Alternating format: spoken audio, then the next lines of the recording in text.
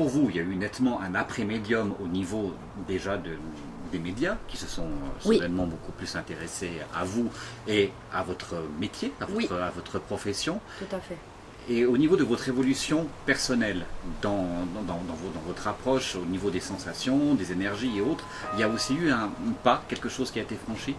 Vous avez un peu répondu à la question avant, mais je vais aller plus loin. Ouais, il y a un pas qui a été franchi sur le fait que j'ai eu la sensation intérieure qu'une certaine somme de connaissances que j'avais travaillées jusqu'alors ont pu être déposées quelque part. Et que j'avais de nouveau de la place pour intégrer des nouvelles. Alors c'est vrai que j'ai pu réintégrer des nouvelles techniques, médiumniques, de travail avec le monde spirituel, des nouveautés, des façons plus approfondies pour certains thèmes, notamment dans le contact, mais aussi avec la guérison. Et je dois dire encore, au cas où vous allez être encore un petit peu plus embêté pour me mettre une étiquette, je fais aussi de la transe. Et dans la transe, ça a beaucoup évolué. En fait, la guérison que je fais, c'est de la trans-guérison. Vous m'expliquez? Ouais, je crois que ça vaut la peine. La transe, c'est un mot que j'utilisais jamais avant parce que je trouvais que ça faisait très théâtral. Maintenant, je l'utilise plus volontiers parce que peut-être je suis plus tranquille avec moi-même.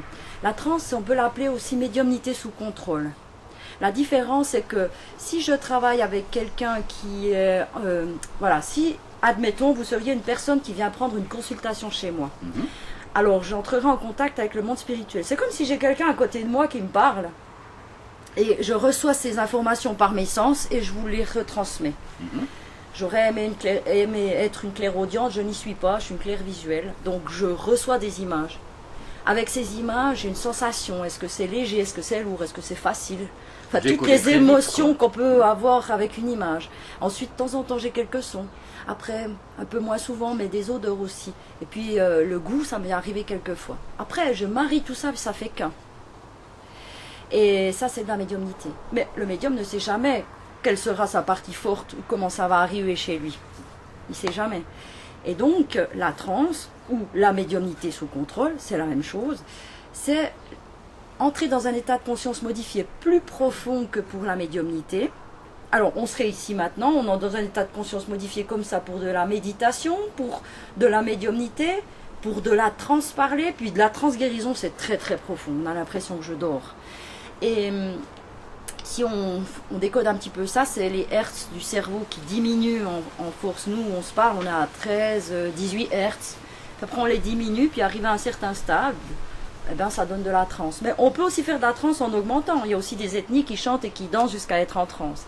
Alors la transe, si je vous explique ce qui se passe maintenant avec le monde spirituel, c'est comme si ce guide qui était avant à côté de moi pour parler avec, c'est comme s'il vient tout près de moi. Mais il n'entre jamais. Hein. Ça, c'est Ghost, le film. Mais il n'entre jamais dans un... durant votre... Non, okay. Rien du tout de tout ça. J'ai demandé, mais non, ça marche pas, en tout cas. Et donc, il vient très près et je lui cède volontairement quelques-unes de mes neurones, on va dire ça comme ça, pour soit soulever mes mains et que l'énergie de guérison elle passe, soit parler. Mais alors à ce moment-là, apparemment, j'ai pas tout à fait ma voix parce que les cordes vocales sont assez sèches quand on travaille comme ça. Et puis c'est une technique vraiment particulière, méconnue, qui pourrait faire un peu bizarre d'entendre comme ça, mais quand on est dedans et qu'on voit ce que c'est très simple à comprendre. Raconter ça, moi, ça me terrorise totalement en pensant que quelqu'un puisse arriver, prendre mes cordes vocales et parler à travers moi. Hein. J'ai dit que je lui cédais volontairement. Je choisis tout le temps. Et le moment où je veux arrêter, j'arrête immédiatement. C'est jamais eux qui décident. Le monde spirituel ne fait aucune décision pour moi et ne met rien dans ma vie qui pourrait et me mettre dans une position délicate ou m'obliger. Les gens qui pensent que le monde spirituel les a obligés à faire quelque chose, je dois un peu casser leur idée. Je vais essayer de le faire doucement. En fait, c'est pas le monde spirituel qui fait ça, c'est leur tête. Mais vraiment, j'ai une dame une fois qui m'a dit, je suis restée 3/4 d'heure dans ma voiture, dans un sous-sol de magasin. Et j'ai dit, mais pourquoi vous avez fait ça? Ben, elle m'a dit, parce que le monde spirituel me l'a dit. J'ai dit, non, le monde spirituel n'oblige jamais personne à faire quoi que ce soit. Il vous suggérerait peut-être, mais vous obligez jamais. Alors même s'il y avait un fou qui tirerait sur tout le monde dans la succursale en haut, il vous dirait pas, reste dans ta voiture, il vous dirait, il y a un fou qui tire sur tout le monde, choisis si tu veux y aller ou pas. Il est un peu plus clair donc, dans ces... Voilà. Oui. Et donc, c'est ça, c'est vraiment ça, il faut retenir. Il n'y a pas de chose que le monde spirituel obligerait à un humain à faire.